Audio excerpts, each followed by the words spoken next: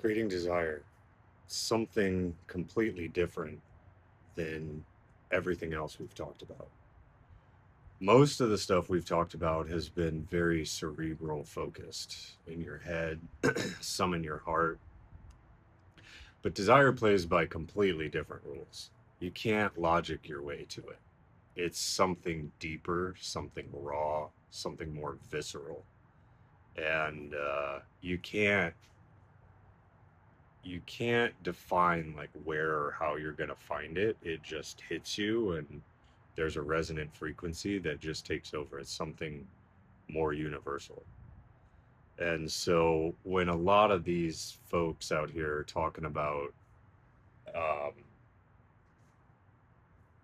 building, crafting desire or attraction, a lot of them talk about transformations and before and after, and hey, if I insert my thing in between, then you're going to get the other thing, right? Like buy a pair of Jordans. Now I become Michael Jordan. I can jump higher, run faster, belief system.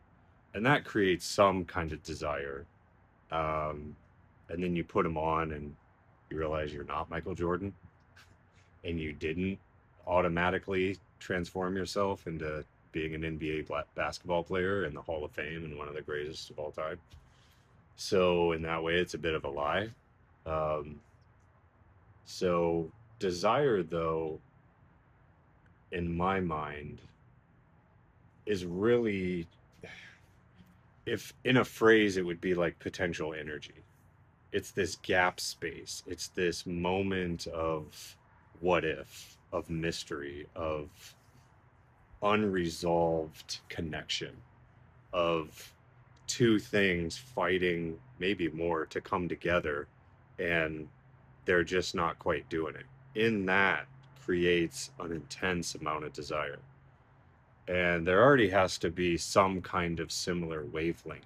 But a lot of times it's a bit like a puzzle piece, such that you may not even be able to design for it. And the only way that you get there is by zooming in to like the craziest, most authentic, weirdest, differentiated thing that makes you you and unique, the thing that you're really scared to show the rest of the world. And I remember there was this old study. It was like one of these dating apps, and they did a study. It was like classically beautiful people silhouettes that everyone would say, "Oh yeah, like that person is a 8, 9, 10 out of 10," and everyone would agree that they're beautiful. And then there was another set. So they did this back to hypothesis testing. They did this test. There was another set which was like somebody had this unique feature in their photo. One of those was like a large gap in their teeth, in their front teeth. Now, classically, people would say that's not beautiful. You saw something like this, like show up in Vogue and the runways and stuff a few years back. And what they found from the research was that, yeah, there was a lot of people that like really were, I guess, attracted to the classic beauty thing. But it was vapid and short lived. And there was less engagement, wouldn't you know it? But the other one, which highlighted this extreme difference, it did something really interesting. It separated people into two groups, and it was I really love it or I really hate it. Like I can't get enough of it, or like God make it stop. And so it created this polarity. But that polarity had strong emotion rather than just this like vanilla, peanut butter spread across the top. And so the people that really loved it, like absolutely loved it. And there was like really strong desire and attraction for that. So it's interesting to think about, because that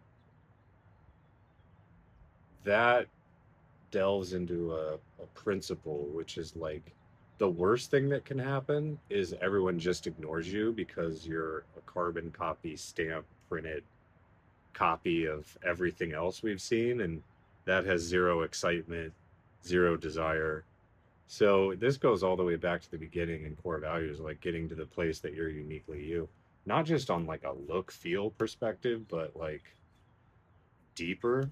Um, and people really resonate with that.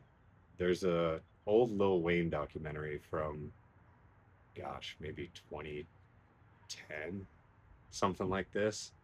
And he had this interesting thing. He got, I don't recommend this for everybody, but he got a tattoo of a lightning bolt, like right in between his eyes on his forehead.